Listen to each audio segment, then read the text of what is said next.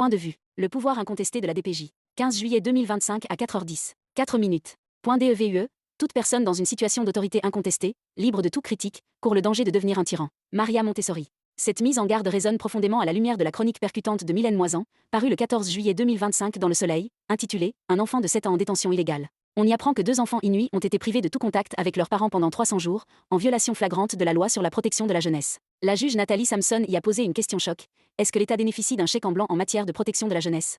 Force est de constater que oui. La Direction de la protection de la jeunesse, DPJ, détient l'exclusivité du pouvoir d'intervenir auprès des enfants, sans contrepoids réel. Elle interprète sa propre loi d'excession, décide si elle l'applique ou non, oriente un dossier en fonction de son analyse clinique, qui est une enquête sommaire, et agit souvent sans preuve tangible. Cette analyse, rarement fondée sur des faits substantiels, est difficilement contestable et protégée par une présomption de bonne foi. Dans le dossier mentionné par la juge Samson, celle-ci déplore que la majorité des informations fournies par la DPJ reposaient sur du oui-dire. Protégée par une immunité juridique, la DPJ échappe aux conséquences de ses erreurs, même graves. Elle peut retirer des enfants de leur milieu, imposer des mesures coercitives, et les maintenir éloignés de leurs parents et de leur communauté, comme dans le cas de ces enfants inuits, sans avoir à rendre de compte. Pendant ce temps, aucun mécanisme de l'État ne permet une réelle contestation de ces décisions ou de ces analyses cliniques, ni le commissaire aux plaintes, ni le protecteur du citoyen, ni même la commission des droits de la personne et des droits de la jeunesse. Seule la Cour du Québec peut intervenir, mais la parole de la DPJ y est trop souvent reçue comme vérité. Remettre en question son jugement clinique est perçu comme un refus de collaborer avec l'institution. À l'abri de tout regard critique. Ainsi, la DPJ agit dans l'ombre, à l'abri de tout regard critique, sous couvert de confidentialité. C'est le terreau parfait pour les abus de pouvoir.